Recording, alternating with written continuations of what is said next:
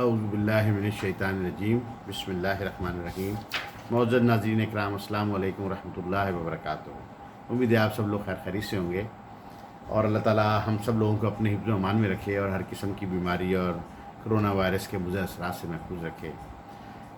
رمضان مبارک کا مہینہ دوسرے عشرے میں داخل ہو چکے ہیں اور الحمدللہ ہم سب لوگوں کے روزے تو بہت اچھے چل رہے ہیں. موسم بھی بہت اچھا ہے اور میری دعا ہے کہ اللہ تعالیٰ ہم سب لوگوں کے بقیہ روزے بھی خشوع و خضوع اور تقوی کے حصول کے لیے اللہ تعالیٰ رکھنے کی توفیق عطا فرمائے اور آسانیاں پیدا کرے. تو دوستو، آج ہمارا ٹاپک ہے قرآن پاک میں قصص القرآن کے حوالے سے. اب ہم نے سوچا ہے کہ جو قرآن پاک میں اللہ تعالیٰ نے کچھ واقعات بیان فرمائے ہیں تو ان واقعات کو دیکھا جائے کہ اللہ تعالیٰ نے اس میں ہمارے لیے کیا نصیحت اور کیا پیغام چھوڑا ہے. تو اس کے لیے آج ہم ایک بہت دلچسپ واقعے کا انتخاب فرمایا ہے جس میں حضرت موسیٰ علیہ السلام اور حضرت خضر علیہ السلام کے ایک مختصر سفر کا واقعہ ہے. جس واقعے میں انہوں نے جو کچھ بھی ہمارے لیے پیغام چھوڑا ہے تو اس کو ہم آئیے دیکھتے ہیں. سورہ کہف آیت نمبر 60 سے آیت نمبر 82 تک. تو دوستو، آپ لوگ اس واقعے کو قرآن پاک میں بھی دیکھ سکتے ہیں. یہ واقعہ میں نے قرآن پاک سے انتخاب اس لیے کہ اس کی تفصیلات ادھر ادھر بھی کافی جگہ ملتی ہیں، لیکن میں اس کو صرف اسی واقعے کو کنسنٹریٹ کرنا چاہتا ہوں کہ اس میں مستند بات کیا ہے اور اس میں دراصل ہمارے لیے اصل پیغام کیا ہے. تو دوستو آئیے ہم دیکھتے ہیں کہ اس واقعے میں آیت نمبر 60 سے کیا بات شروع ہوتی ہے. موسیٰ علیہ السلام نے اپنے شاگرد سے کہا کہ میں 2 دریاؤں کے ملنے کی اس جگہ تک سفر کرنا چاہتا ہوں اور میں اس وقت تک نہیں رکوں گا جب تک میں اس جگہ تک نہ پہنچ جاؤں. پھر جب موسیٰ علیہ السلام اس جگہ تک پہنچے تو وہاں پہ ان کی شاگرد کے پاس کچھ کھانے میں ان کے پاس ایک فش تھی جو پکائی ہوئی تیار کی ہوئی تھی انہوں نے. تو وہاں پہ وہ مچھلی جو ہے ایک دم زندہ ہوئی اور اتر کے جو ہے وہ دریا میں داخل ہو. خیر ان کے شاگرد جو تھے ان کو یہ بات حضرت موسیٰ علیہ السلام کو بتانا یاد نہ رہی اور وہ وہاں سے آگے چلے گئے. آگے جا کے حضرت موسیٰ علیہ السلام نے ایک اور جگہ قیام کیا تو وہاں جا کے پوچھا کہ بھئی لاؤ بھائی، ہمیں بھوک لگ رہی ہے، اب ناشتہ لے آؤ. تو انہوں نے کہا کہ وہ میں تو آپ کو بتانا ہی بھول گیا کہ پچھلی جگہ جو ہم نے اسٹے کیا تھا وہاں پہ وہ مچھلی جو ہے وہ میں نے دیکھا کہ اچانک جو ہے وہ زندہ ہو کے دریا میں چھلانگ لگاتی اس نے. تو موسیٰ علیہ السلام نے کہا بھائی وہی تو جگہ تھی جہاں ہم نے پہنچنا تھا.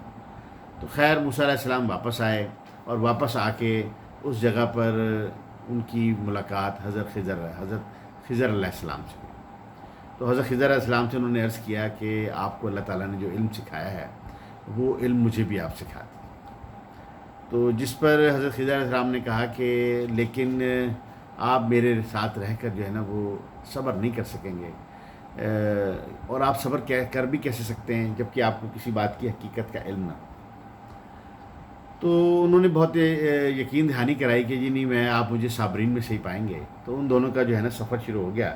تو جب سفر پہ نکلے وہ تو آگے چل کے کشتی پہ سوار ہو گئے. کشتی پہ سفر کر رہے تھے کہ حضرت خضر علیہ السلام نے کشتی کو جو ہے پھاڑ ڈالا، اس کو ڈیمیج کر دیا. تو جس پر موسیٰ علیہ السلام نے کہا یہ آپ نے کیا کیا، آپ کیا یہ جو بیٹھے ہوئے سب لوگ ہیں ان کو آپ ڈبوئیں گے؟ تو حضرت خضر علیہ السلام نے کہا تھا کہ میں نے آپ سے کہا تھا نا کہ آپ میرے ساتھ رہ کے صبر نہیں کر سکیں گے.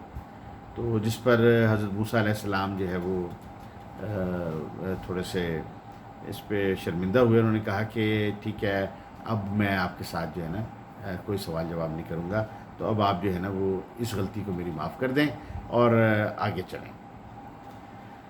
دونوں آگے چلے تو راستے میں انہوں نے دیکھا کہ حضرت خضر علیہ السلام نے ایک نوجوان لڑکے کو راستے میں اس کو مار ڈالا.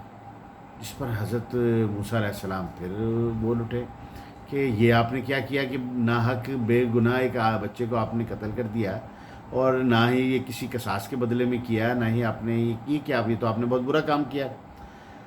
تو جس پر خضر علیہ السلام نے کہا تھا کہ میں نے آپ سے کہا تھا نا کہ آپ میرے ساتھ رہ کے صبر نہیں کر سکیں گے. تو جس پر حضرت موسیٰ علیہ السلام دوبارہ پھر بہت ان سے ریکویسٹ کی کہ بھئی اب یہ میرا آپ سے جو ہے نا وہ آخری ریکویسٹ ہے کہ اب آپ اس مرتبہ مجھے آپ اپنے ساتھ لیے چلیں.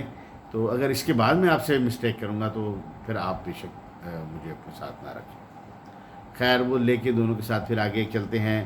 آگے گاؤں میں پہنچتے ہیں. گاؤں میں پہنچتے ہیں، وہاں وہ لوگوں سے کچھ کھانے کو مانگتے ہیں تو لوگ کھانے کا انکار کر دیتے ہیں.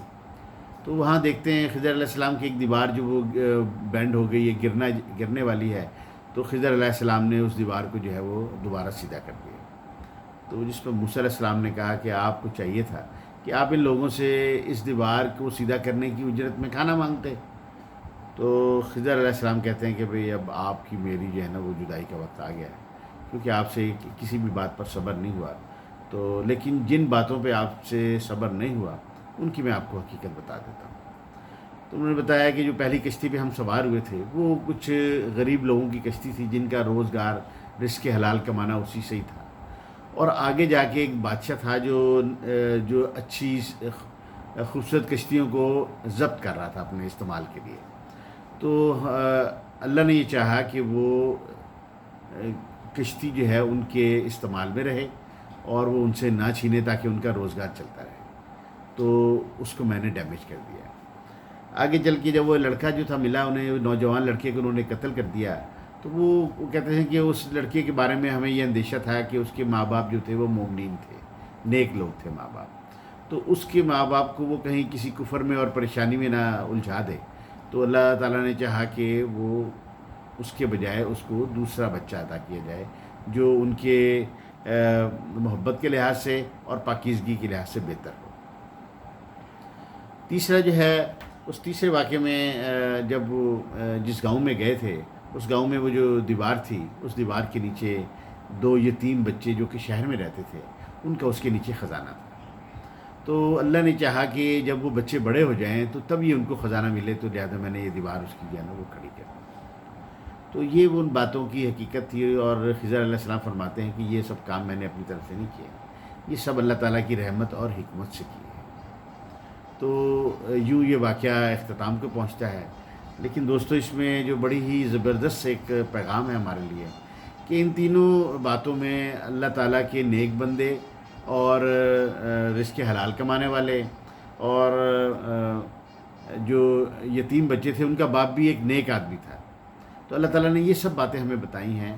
تو اس کا مطلب اصل میں اللہ تعالیٰ کو ہم سے مطلوب ہے ایک نیک آدمی، ایک مومن آدمی جو کہ نیکیاں کرتا ہو، اللہ کی رضا کے لیے سب کام کرتا ہو، تو اللہ تعالیٰ اس کی موجودگی میں اور اس کی غیر موجودگی میں دونوں میں اللہ تعالیٰ اس کا کارساز ہے۔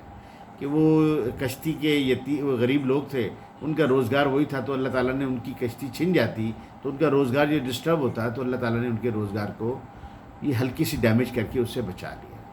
دوسری جگہ جو تھے وہ نیک ماں باپ تھے، ان کا بچہ انہیں کہیں کسی کفر میں نہ پھنسا دیتا، اس اندیشے سے اللہ تعالیٰ نے اس کو جو ہے نا وہ بچے کو مروا دیا، اور اس کی جگہ اللہ تعالیٰ ان کو نئی اولاد دینے کے لیے اہتمام کیا اللہ تعالیٰ نے۔ تیسری جگہ ایک آدمی دنیا سے جا چکا تھا، یعنی کہ وہ بچے 2 یتیم بچے تھے اور وہ رہ بھی شہر میں رہے تھے، پیچھے ان کی اس خزانے کی، جس دیوار کے نیچے خزانہ تھا، اس دیوار کی کوئی حفاظت کرنے والا نہیں تھا، اور دیوار بھی گری جاتی تھی، تو اللہ تعالیٰ نے اپنے بندے کو وہاں بھیجا اور ان سے دیوار ان کی دوبارہ مضبوط کھڑی کروائی تاکہ وہ خزانہ جب تک بچے بڑے ہوں گے اس وقت تک وہ خزانہ باہر نہ نکلے۔ تو ہم دوستوں کتنے پریشان ہوتے ہیں اپنے بچوں کے لیے، اپنے کاروبار کے لیے، اپنے کام کے لیے، اور کہ ہم سے یہ نقصان نہ ہو جائے اور ہمارے بعد ہمارے بچوں کا کیا ہوگا۔ تو آپ دیکھیں اللہ تعالیٰ نے فرمایا کہ جو وہ نیک آدمی تھا جو کہ فوت ہو چکا ہے، اور وہ بچے اس کے شہر میں رہ رہے ہیں اور بچے بھی چھوٹے ہیں، تو اللہ تعالیٰ نے ان کے خزانہ ان تک پہنچانے کے لیے اہتمام کیا۔